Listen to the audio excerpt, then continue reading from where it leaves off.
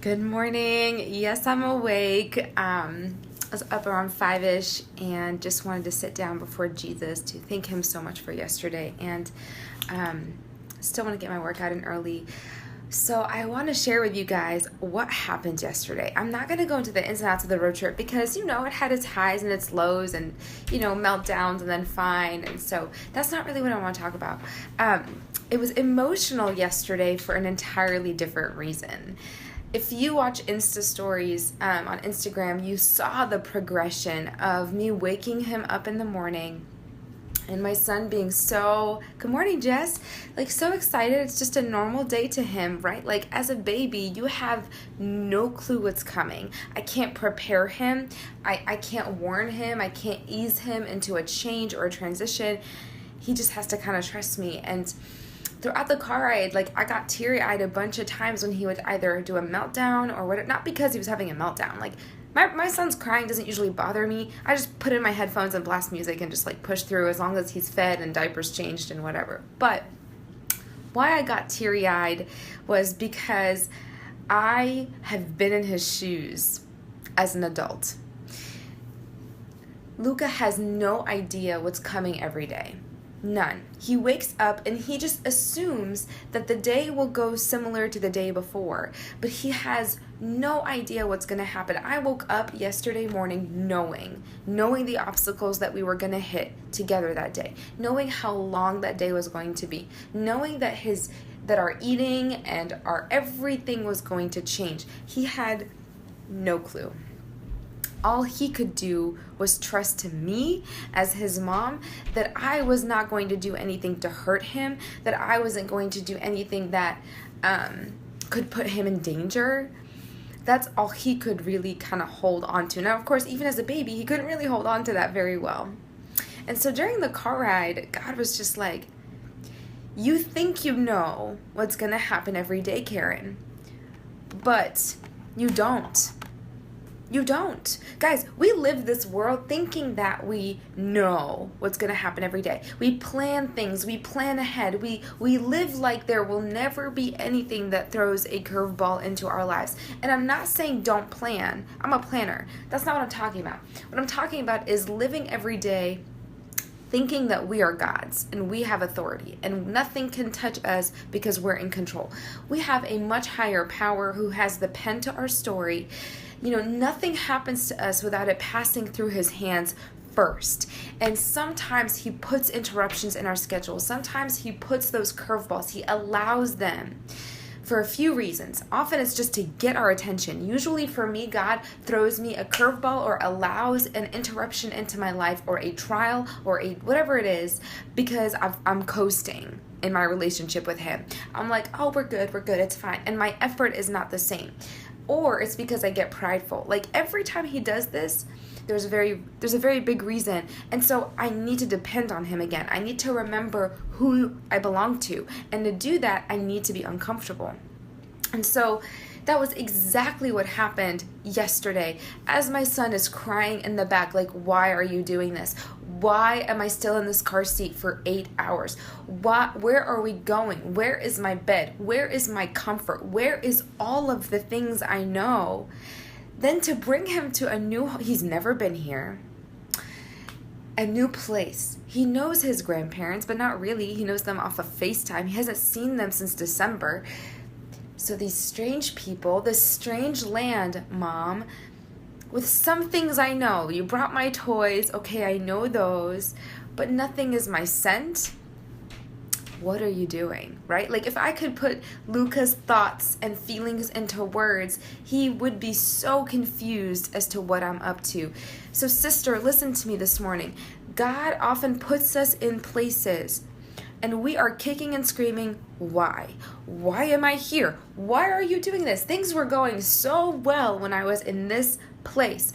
Why are you allowing a curveball? Why are you allowing a trial? Why are you making me leave my comfort zone?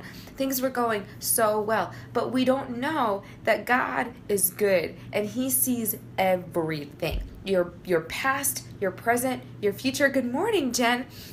And so who better to trust with your story? Who better to trust with your circumstances? And so he's on the driver's seat, you're in the back, you don't know where you're going, you don't know what's really happening, you just got disheveled, and he's up there in the driver's seat like trying to keep us cool. And he's just like, I know the way. You can come up here and drive instead, but I know the way. And yes, where I'm leading you isn't comfortable. Where I'm leading you isn't going to be easy, Karen. Where I'm leading you, is going to stretch you. But do you know what? If you trust me, it will refine you. You'll come out as pure gold if you allow me to take you to this new land with this new situation, so I can grow your faith, I can grow your character, and so you can look more like me. And that was all that was going through my head yesterday, and that was what kind of gave me a lot more patience and empathy and compassion to my son, because I tried to put myself in his shoes. He has no clue what's happening. He has no clue what's happening. And he still has no clue what's happening. And so I just want to encourage you this morning to understand that when things go wrong, we can still have unshakable faith. We can still have this truth just consuming our mind that God is still present and he's still working and he still knows what's going on. It's not like he's like, oh, that was a surprise, I wasn't expecting that, sorry. Like, God doesn't do that. He's completely aware. And he hurts when we hurt, you guys. Like, a lot of people come to me like, well, why did God allow this? Why did God allow that? I don't always know why. But remember on here we talked a while ago about not asking why and asking what? The why question leaves you so victimized, it leaves you so discouraged and lost, that if you start changing your question, instead of saying, why are you doing this? Why are you taking me here? Why? And asking God, what do you want to teach me? What do you want to show me? What do you want to do with me here? Right? Suddenly, we have opportunity.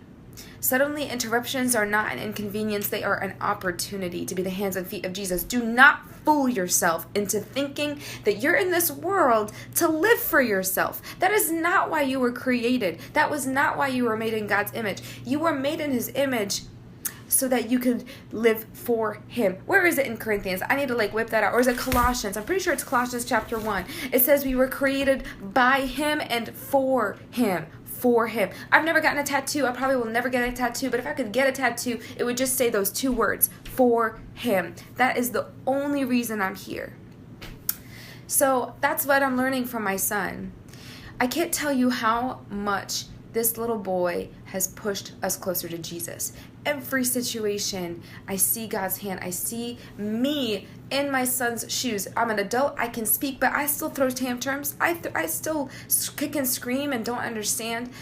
And that's why it's like which childlike faith do I want? Do I want to be like the child who has tantrums and never trusts, or the child that has faith and just moves with the parent? So that's what I'm learning. Just as taking every situation, take lessons from God. It's honestly, where I get that from? A lot of it's from my mom. It is. My mom is one of those people who any tiny thing in the world, she brings it back to Jesus. I'm talking 4 years ago, 5 years ago. It was a long time ago. I don't even know if I'd known Graham yet. No, I did. I did know Graham then. We went to see Alvin and the Chipmunks. Whenever we see movies with my mom, they have to be simple movies, kids movies, things like that.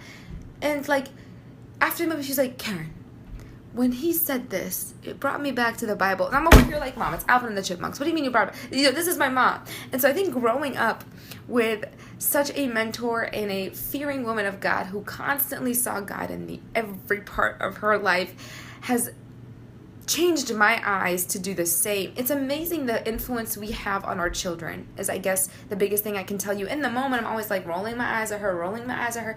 And now it's oh, I get it. I get it, because when you are walking and following Jesus, you do see him in every possible situation. Every situation.